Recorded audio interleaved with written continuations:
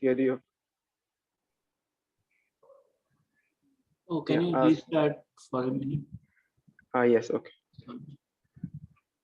Yeah, so I'm going to be talking about the Chebotarev density theorem and its applications. So we look at some motivating questions from the theory of modular forms, and then see how the Chebotarev theorem will help us in proving certain results. So this is the overview of the talk. Now let us start with modular forms. So by a cusp form of weight k, level n, and an event type is chi. So I mean a holomorphic function from h to c satisfying this transformation property for all a, b, c, d in gamma naught n, and it is holomorphic at the cusp, and the limit is 0. So I'm going to denote s, k, n, comma chi for the complex vector space of cusp forms.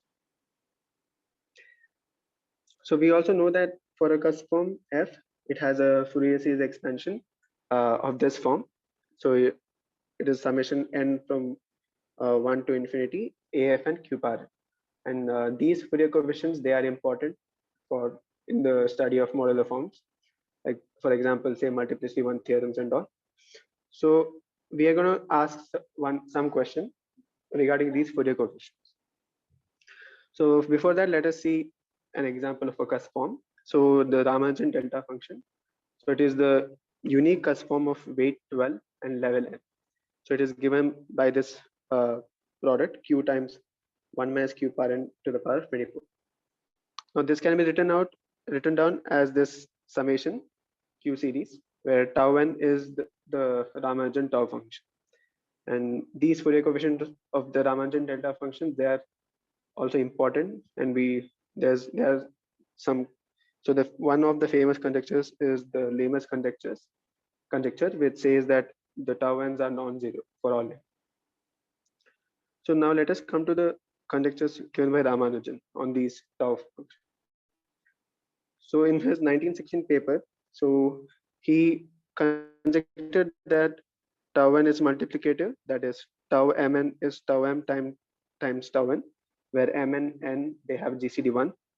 And for a prime p, we have this product tau p power r plus 1. It is written in terms of tau p power r, and tau p power r minus 1. And what we are interested is this third point, where we have this inequality, where mod tau p is less than or equal to 2 p power 11 by 2. And this was one of the most non-trivial part of this conjecture. Ramanujan did not observe the Lamers conjecture?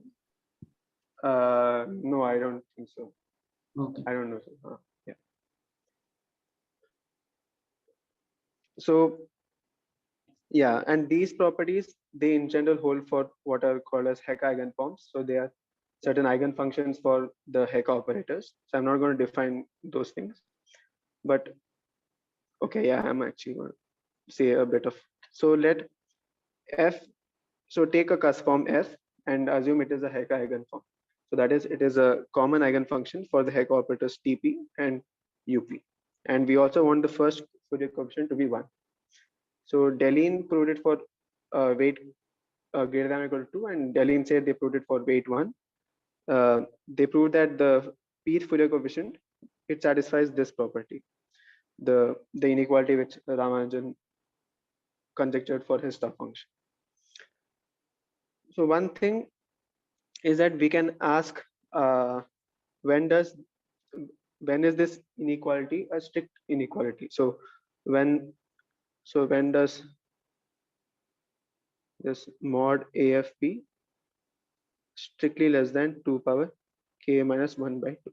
So this trivially happens for tau function because tau is an integer. The tau of p is an integer, and 2 times p power 11 by 2 is not an integer. But in general, we don't know if the equality holds, or for what primes the equality holds. So we want to ask these questions. So is the above inequality strict for all primes? If not, for how big is the set of primes where the inequality holds, where the strict inequality holds? So this question is actually equivalent in asking for how many primes p does the polynomial x squared minus afpx plus p power k minus 1, for how many primes p does this polynomial have distinct roots. So this thing is actually the determinant of this discriminant of this polynomial. So yeah, so through that we have this equivalence of statements. So we want to ask, when is this inequality a strict inequality? And these are some of the known results there. So Coleman and Erickson, they proved it for only weight 2 forms, and they proved that the inequality is strict for all primes p. That is, we have the strict inequality. And they also proved for weight greater than or equal to, but assuming what is known as Tate's conjecture. So there is no like as of now, I don't know if there's any unconditional proof for the strict inequality for arbitrary weight greater than or equal to 2. Also, if you fix the level to be 1, Guvia proved it for level 1 modular forms. He proved that the inequality is strict for all primes. So it is in these papers we see these results. So what I'm dealing everything. What is the slope? I think it is something related to periodic modular forms. So there are slopes defined for periodic modular forms. So I think that's where this slope terms comes in. So yeah, I think this paper also gives a definition of, like, it is probably a self-contained paper, I would say. It contains a definition of what a slope is, and it does. It is written very nicely. So whatever we told before, it's only for weight not equal to 1. So this is because that for weight equal to 1, we do not expect this to happen. So we have a theorem. So if you take a weight 1 normalized Hecke eigenform, so then there exists a set A of primes of positive density such that the equality holds. So we have this equality. So here k is 1. So this is k. So p power k minus 1 is just p power 0, which is 1. So we have mod AFP equal to 2 for all primes p lying in a set of positive density. So I'm going to define what density of a set is. So this is just something to motivate an answer. And the proof, so one of the main parts of this talk is to prove this using the Chebotarev density theorem, which I'm going to say, define it, see later. And also the fact that the image of the Galva representation attached to F. So this is a theorem by Decomposition. The image is finite. So let us see what the Chebotarev density theorem is. So let us take F to be a number field. So it is a finite extension of Q, and OF is the ring of integers. So you can take Q and Z. So we can work with that for intuition. So for a prime P, so or a prime ideal in OF, we define its norm by the number of elements in the residue field. So if F equals Q, then and P equals a prime P, then norm of P is just P, which is the number of elements in Z mod PZ. So this is an extension of this pattern. So for example, if we take F to be Qi and OF is the OF is Zi. So if you have a prime P in F, then the norm is P squared if P is common to 3 mod 4. So we are taking a prime P in F and it lies above a prime P in Q. So we have primes in a number field lying above primes in the lower in Q. So the norm of P is P squared if P is common to 3 mod 4, and it is P if P is 2 or if it's common to 1 mod 4. So this is the notion of what a norm is. So now let's see what is the meaning of density of a set. So you take a subset A of primes in F. So it contains certain prime ideals. So you define this PAX to be the set of all primes in A whose norm is less than or equal to x. So you define the density of A to be the limit of the number of so you take pfx to be the number of primes with norm less than or equal to x. So you define the density to be the limit of this ratio where x tends to infinity, and it may not exist, but if it exists, then you call that number which lies between 0 and 1 as a density of the set A.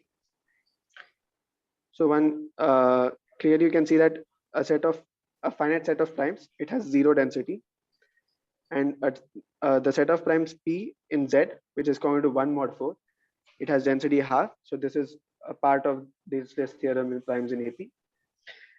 And if you take F to be Qi and you take the primes P, which come from primes common to 3 mod 4, so then they have 0 density. So this follows from the fact that the norm is P squared. So larger the norm, the smaller the set is. Yeah. So in the throughout the talk, like I will, so smallness is identified with the fact that smallness of a set of primes A is identified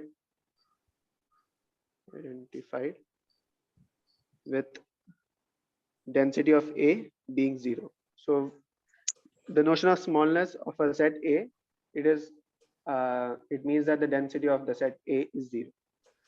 So finite set of primes, they are small in this sense. So now we define what are called as the Frobenius conjugacy classes. So for this, we work with Galva extensions, not any arbitrary extension. So let L over F be a Galva extension where L and F both are number fields, like finite extensions of Q. And let P be a prime lying in F. So we have L here, F here, and we have a prime P here. And we take a prime, this frac P in L, which lies above P, which means that if you restrict frac P to OF, then you get the prime ideal P. So the decomposition group at frac P is defined as the elements in the Galva group such that it takes this prime ideal P, frac P to itself. So this is an important subgroup of the Galva group of L over F. And this decomposition group, it has a normal subgroup, which is the inertia group. So it is defined as the elements sigma in Gal L over F such that sigma fixes every element in OL modulo P. So so now when P is unramified, which means that the inertia group is trivial, then we have an element called this Frobenius at frac P, which is defined such that we have it takes frob P of x, it is just x power norm P mod frac P.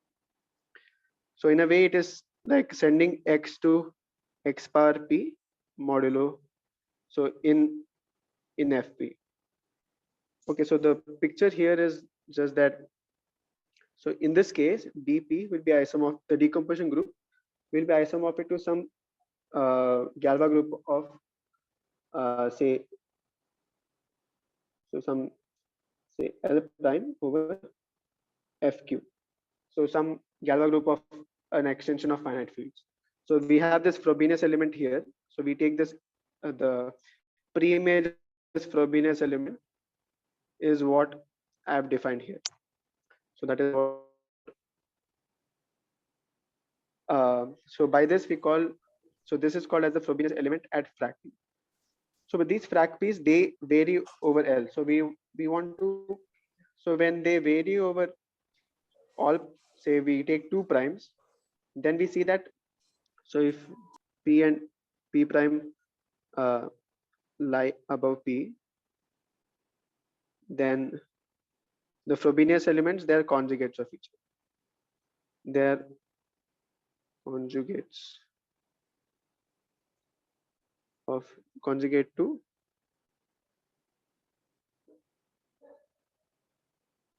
from P prime.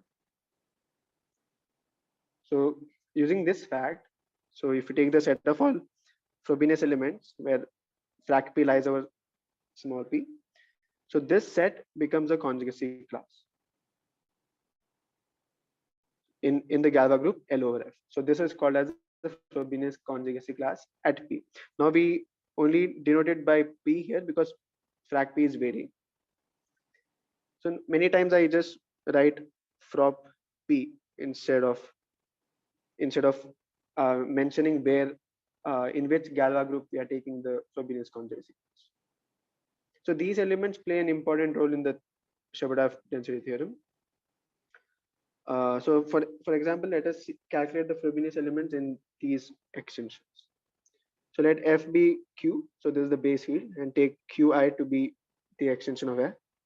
So for a prime P in Z, we know that it factors in this manner. So if you take PZI, the ideal generated by P, so it remains PZI if P is common to 3 mod 4, and it factors into product of two primes if P is common to 1 mod 4, and two primes they are distinct. And if P is 2, then it is a square of a prime matrix. So from this, we can see that the decomposition group is 1 if P is common to 1 mod 4, and the decomposition group is the whole Galva group if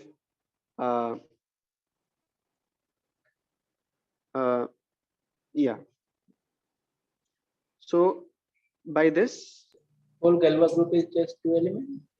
Yeah, it's the so we are taking Qi over Q. So I'm just taking L to be Qi. So the decomposition group will be this when I should mention when P is common to 3 mod 4.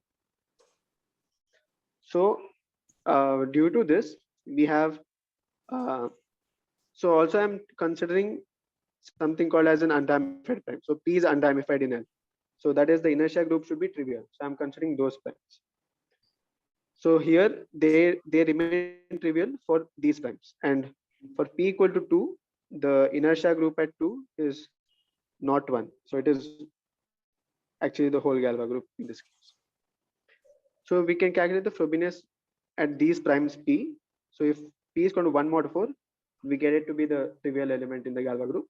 And if P is equal to 3 mod 4, then we get it to be minus 1. So in a way, these Frobenius elements at a prime, they we see that they behave well by separating certain set of primes. So here they divide the primes common to 1 mod 4 and primes common to 3 mod 4. So we'll see how the Chebotarev density theorem also generalizes Dirichlet's theorem for primes in AP. So first, let me state the Chebotarev. What? Which theorem it is generalizing? Dirichlet's theorem for primes in AP. So I'll come to it in the next slide.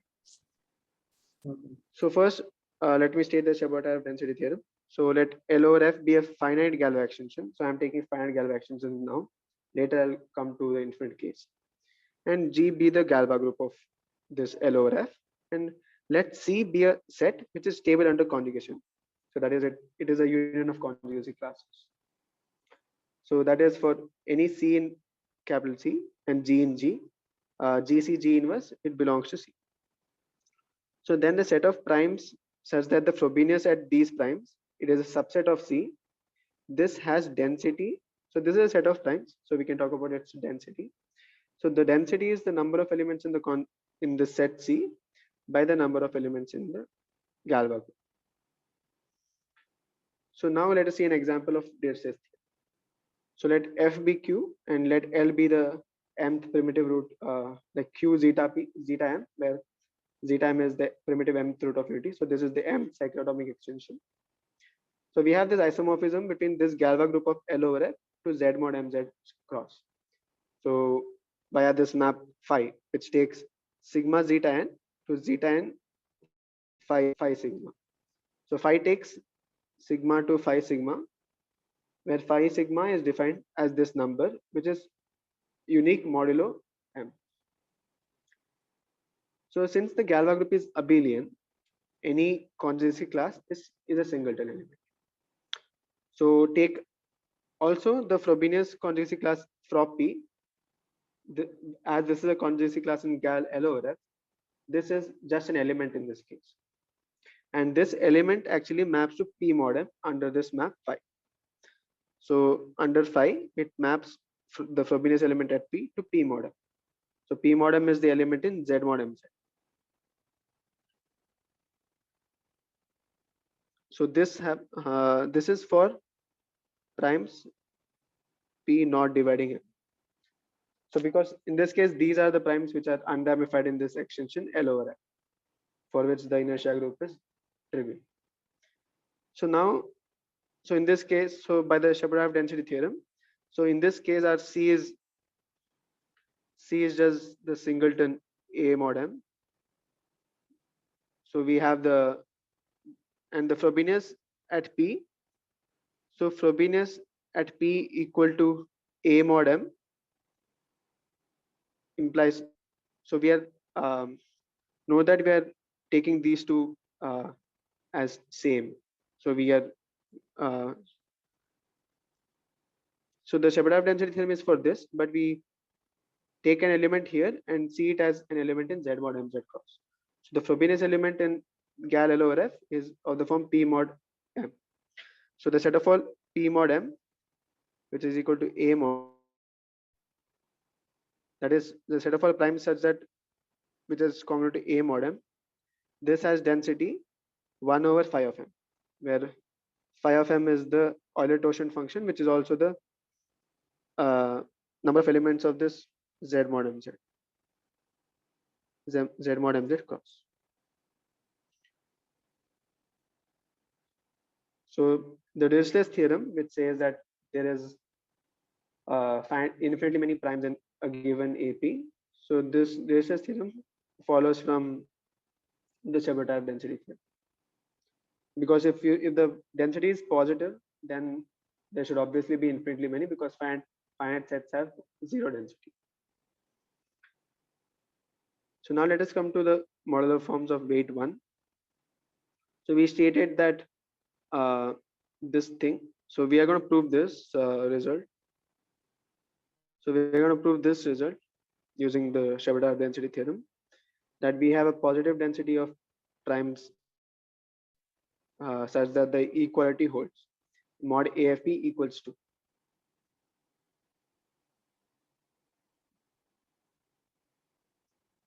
So the theorem of Delin and Serre for model forms of weight 1. So they attach a Galva representation, a complex valued Galva representation, rho f, from gal of q bar over q. This is usually denoted by gq to gl2c, where the trace of the image of the Frobenius is the pth Fourier coefficient. So here f is a normalized Hecke eigenform, and this frop p can also be seen as this conjugacy class frop p L rho over q, where L rho can be seen as the fixed field of the kernel of rho f. So it can also be seen as the finite extension Galva extension, such that the Galva bar of gal of L rho over q is isomorphic to the image of rho under this morphism. So the image of rho of gal of q bar over q. So this will be a subgroup of GL2C. So this Galva group of L rho over q is isomorphic to this image of this Galva representation. So it is also the fixed field of the kernel of rho f. So this frop p is actually the Frobenius conjugacy class in this gal of L rho over q. So traces of these image of Frobenius, they also play an important role in the theory, because they, as in this case, they give the pth Fourier coefficient of the Hecke eigenform. So now one can see that due to the vast differences of the topology of the Galva group GQ, the absolute Galva group GQ and C, the image should be finite of rho f. So rho f of GQ is finite. So from this L rho will turn out to be a finite Galva extension. So this will imply L rho is a finite Galva extension. So we can apply the Chebotarev density theorem for this L rho. So also we have from the theorem of Deligne-Serre, the trace of the image of Frobenius. This is the pth Fourier coefficient. So now let us look at the primes P such that mod AFP is 2. So from the Chebotarev density theorem for L rho, the set of primes P such that P doesn't divide N. So we usually stay outside primes dividing the level. So we can take the conjugacy class 1. So here C is taken to be 1. So the set of primes P such that frop P of L rho of Q, this is L rho, has positive density. So has density equals 1 over the number of elements in the Galva group, L rho over Q.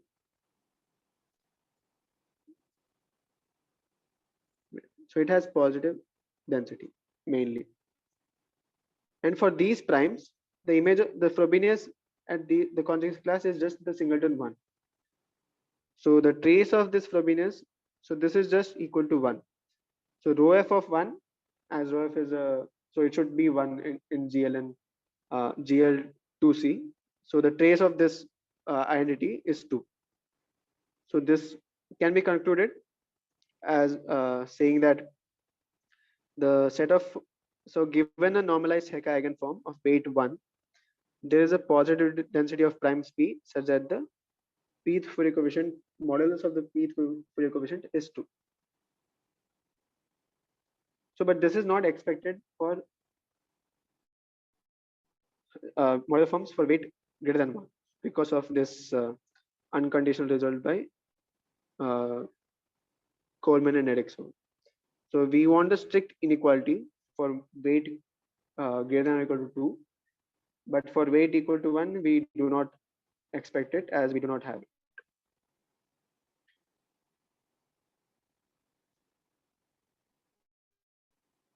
So now, so that was, so I'll talk about, so now let us see what happens for a certain special set of modular forms. When does the equality hold for how many primes?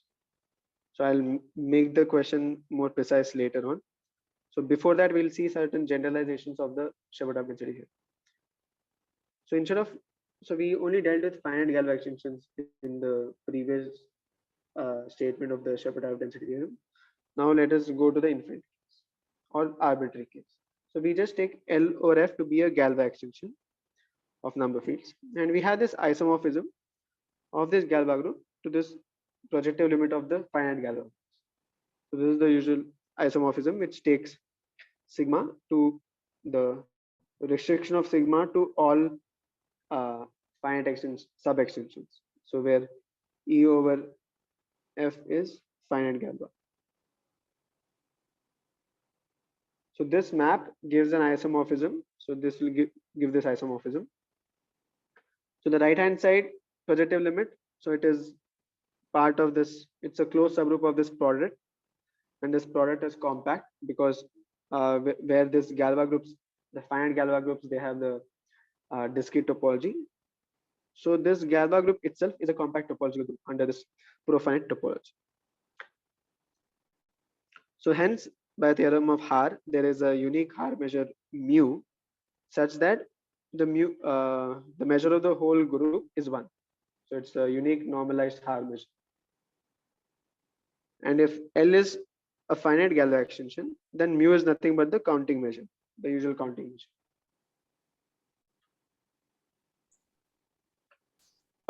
Wait, I think it is not the counting measure. So mu is the counting measure divided by the and normalized by the number of elements in the Galva. Yeah.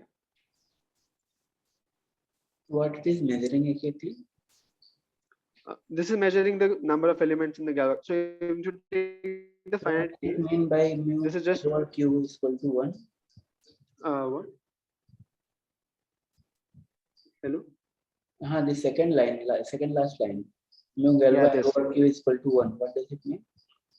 So I'm just taking, so there is a Haar measure which we are guaranteed by Haar's theorem because the Galva group is compact.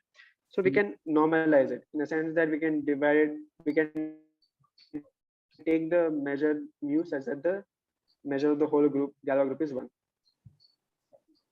Or actually we, okay, I think we do not require this normalization because I've stated it. Yeah, okay. I do not think we need this normalization now because I have not taken the normalization in the statement of the theorem. So yeah, so there is a Haar measure mu on the Galva group, L over L. So when L is finite, then you can take mu to be the counting measure. Yeah, so we can normalize it if we want, but I've actually now realized that I have not taken the normalization. So let us. So this is the setup in arbitrary extensions of Galva field.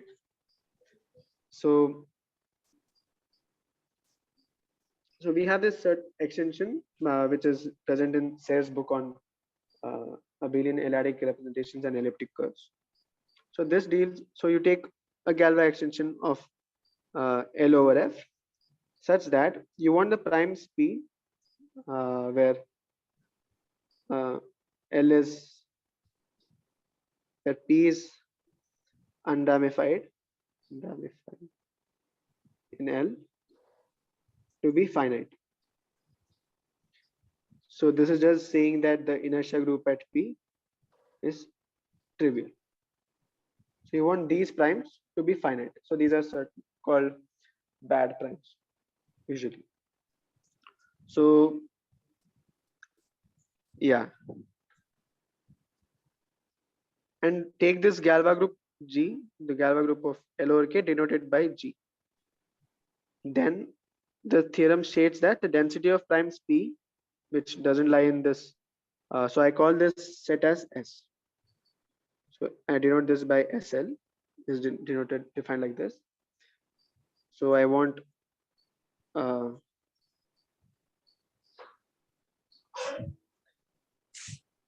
SL to be finite. SL is the places of, okay, wait, I have made a mistake. So I want to take SL to be the place P such that P is ramified in L. So this is the inertia group is not equal to 1. So these are the bad primes. And I want these bad primes to be finite. And with the, so I want, and the Galva group I denoted by G. So let X be a subset of G, which is stable under conjugation in the previous sense, which we saw. But we also want another, we also have another hypothesis such that the boundary of X that has measure 0 with respect to Haar measure mu. So then, in this setup, we have the density of primes P such that the Frobenius at P, it lies in X. This density is mu X by mu G. So if you take mu G to be 1, this will just be the mu X. This will just be mu X. So in the case, so if you take F to L to be finite, then this is satisfied. And mu X is just the, you can take the counting function, the counting measure. So this will turn out to be mod X by mod G when L over F is finite. So this is the usual Chebotarev density theorem which we saw before. Can you just restate it again? Yeah. So let me take. So I am taking a Galva extension L over F such that I define LSL, which is the set of all primes P in F, such that P ramifies in L. So this is meaning of not unramified. So this is same as the inertia group at P is 1. So these primes, so I define SL to be this, and I want SL to be finite. So I'm in this setup where we have a Galva extension, which is unramified outside a finite set of primes. And I denote G to be the Galva group of L over F. And I take X to be a subset of G such that for all X in X and G in G, Gx G inverse, it belongs to X. So this is the same thing which we took before. And I want the measure of the boundary of X to be 0. So in the finite case, this set will be a finite set. So the boundary is a null set, an empty set. So this is trivially satisfied. So in this setup, but in this setup, how the boundary looks like? What are the boundary consist of? It consists. So it is. It consists of certain. Okay.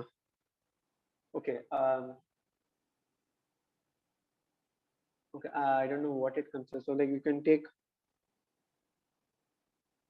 Okay. There's no specific characterization of the boundary. So you just, in certain cases, you can just take X to be say a normal subgroup of G. Then you can see whether there's a boundary or something like that. So X, you can take say X to be Galva group of L over E, where E over F is Galva. So then X is a normal subgroup of G. So then in this case, the boundary will turn out to be empty probably. Yeah. So I don't think there's a, I have not seen any characterization of how the boundary looks like. But in many in certain cases like this, cases there would be. I couldn't hear you. In special cases, there would be some idea about boundary, but maybe not in general. Yeah. Yes. Yeah. In special cases, we can see what the boundary looks like. Yes.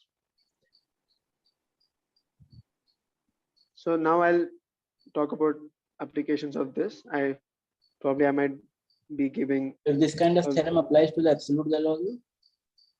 No, because it is not. So absolute Galva group is so Q. So here, so we take Q bar over Q. Say this Q bar is not unramified outside a finite set. So it is unramified. Like it is actually ramified. There is a prime which always ramified is always ramifies in Q bar. So in a setup, say, so I'll come to that now. Usually we see these kind of setups in when you consider Galva representations. So take GQ to be the absolute Galva group, and take rho to be a representation of this Galva group. So we want this representation to be unramified outside a finite set of.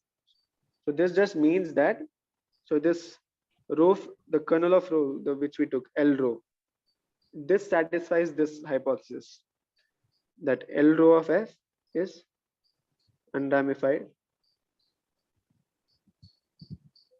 outside a finite set of primes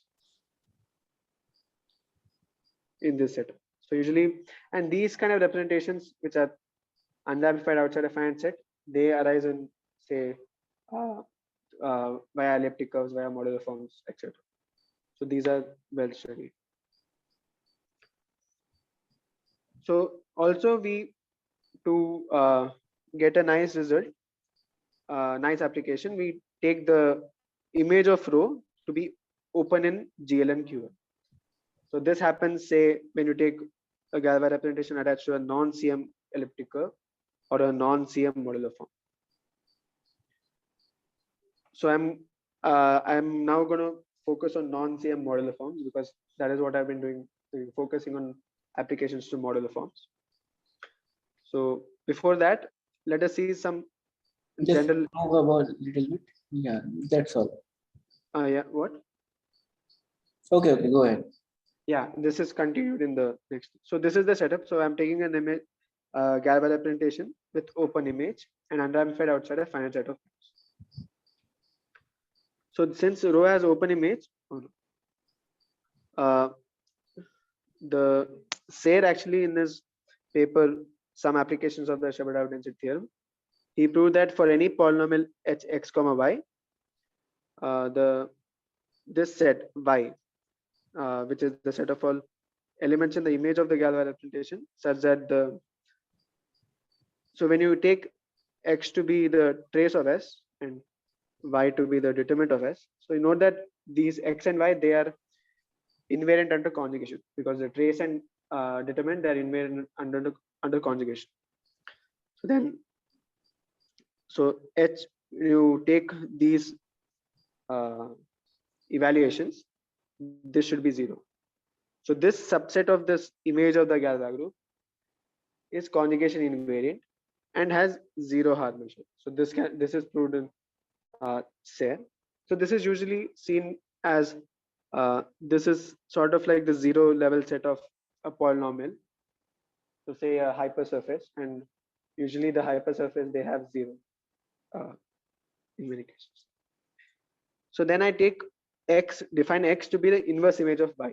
So inverse image of y, and intersecting with the Galva group of L rho over Q, because we are only interested in, so the Frobenius elements, all of them, they lie in this gal of L rho over Q. So that's what we are interested in. So this x is also a conjugation invariant and of Harmonic 0, and a subset of the gal of L rho over Q. So by the theorem which we saw before, so the density of primes P such that the Frobenius at P lies in X, it is 0. So this is because in this case we have the whole set X to have measures. So that will imply the boundary also is of measures. Yeah. So now so I talked about non-CM forms, modular forms. So these are, so if you look at this paper by Ribet, it is defined as, so it is a Hecke eigenform such that there is no imaginary quadratic extension E over Q such that AFP is 0 for all primes P inertly.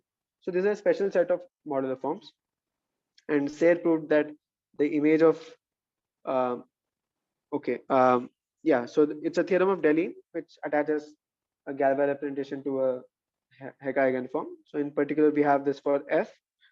So it is such that the trace of the image of the Frobenius is the p Fourier coefficient, and the determinant of the image of the Frobenius is p par k minus 1 chi p.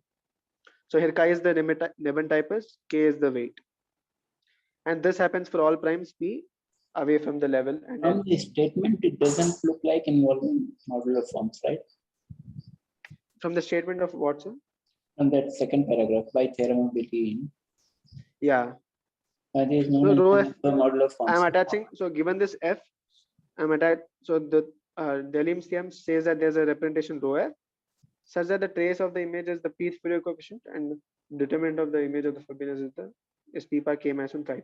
How you are defining rho F actually?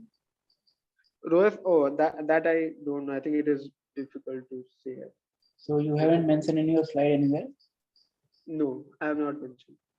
Like I don't know how it's constructed also. I think it's, I've not read about the construction. I just I'm using the existence of that Galva representation, and with such that it has these properties, this trace and determinant. I see. Okay. Yeah. It is standard which works everywhere, or things? Yes, I think this is used. I think this attaching this Delhi's theorem is a standard result used in the at least in seen in the theorem of Galva representations of, say, the modularity theorem. So this is, yeah, it's kind of analytic representation, right? Yeah, this is an analytic representation. Yes, two-dimensional analytic representation. Okay. And yeah, so the Frop P here is the Frobenius element. Means if there's a weight in level is different for the modular forms, so the construction varies or varies trivially or non-trivially, or what? What varies, sir? If the weight and the level of the modular form or cusp form vary, Yeah. and then the construction of this rho f Yeah. varies trivially or non-trivially, this was my concern. Okay. That. Yeah. I think. I don't know much about it. I think it uses something called a Vital cohomology. I don't know anything about much about it. So I'm just using the fact that there is this rho f attached to f with this property that the trace and the determinant, it is the pth Fourier coefficient and some p par k minus 1 chi p. So now coming back to our question. So when is AFP equal to 2 times p par k minus 1 by 2? So when does the equality, when is the equality not strict? So when is it an equality? So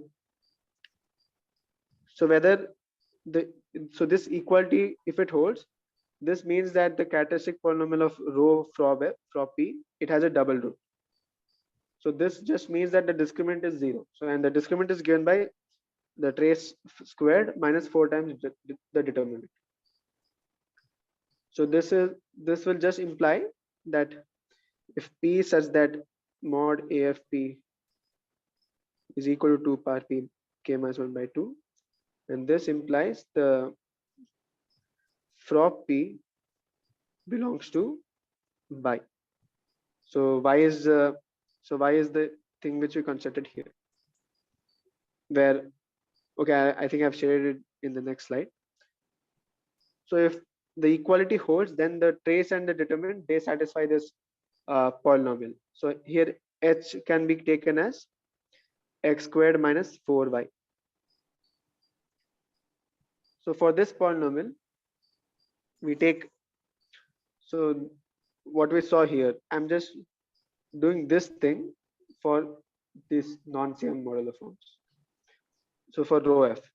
So if f is a non-CM modular form of weight k, then what I'm proving is the set of primes p such that the equality holds is zero density. That is, in my sense, it is small. What is non-CM form? So non-CM form is a form such that there is no imaginary quadratic extension E of Q such that AFP equals 0 for all primes P inert in E. So it is a, I think, so there is a CM form and a non-CM form. So they define CM form to be a form F such that AFP is 0 for all primes P inert in. Is it kind of dichotomy or something? Yeah, it is a dichotomy. Yeah. Either would be CM or non-CM. Yeah, it is either CM or non-CM. Like, and these are for Hecke eigenforms or new forms. So these are usually defined for new forms. Huh? Yeah. So they are new forms and they are either non-CM or CM. Yeah. Okay. So new form is more famous, I think, terminology. Yeah. Quadratic extension. But I'm dealing with special new forms. Mm-hmm.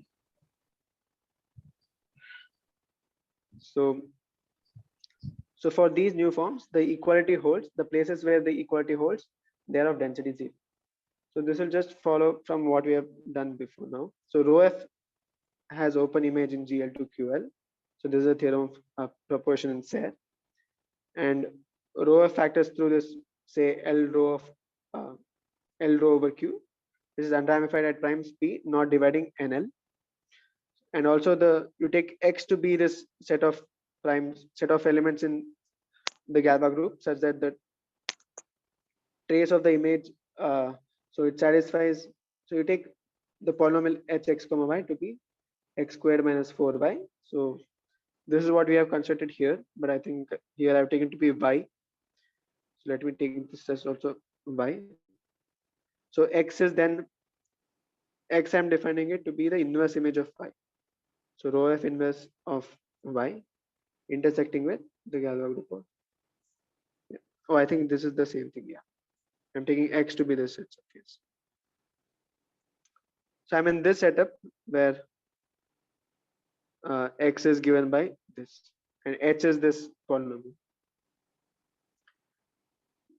So this is also conjugation invariant and has zero Haar measure. So as we did before everything, so the primes p such that the Frobenius element lies in X, it has zero density. And what we saw here, this is same as saying that mod AFP, the mod of AFP is equal to 2 times P power K minus 1 by 2. So these set of primes, they have zero density. So the Chebotarev density theorem, it helps in calculating densities of certain nice primes and saying even if they are infinite, they help us to prove that they are not of positive density, or they are small in the sense that they are of zero density. So yeah, I think I'm done here. And these are the references. Okay, thanks. One thing I have to, you have referred many French papers. Do you Yeah, know? only this. I think. Wait. Multiple. Yeah, this. Deline, I think he wrote in French only. Deline and Sayre both. Yeah, So, this. did you read them or Deline not? and Sayre they wrote in French, and yeah. So do you know French? I don't. I learned it. I didn't learn it. I was just like, I copied certain parts of the paper and put it on Google, then Okay. translated it, and then I thought learned it like some that. translations are available or not. No, the translation of this is not available, but the theorem of the paper of Deline Sayre, it is available. Modular forms of weight 1, the translation is available. You have its translation with yourself? I think so. I have its translation. Yes.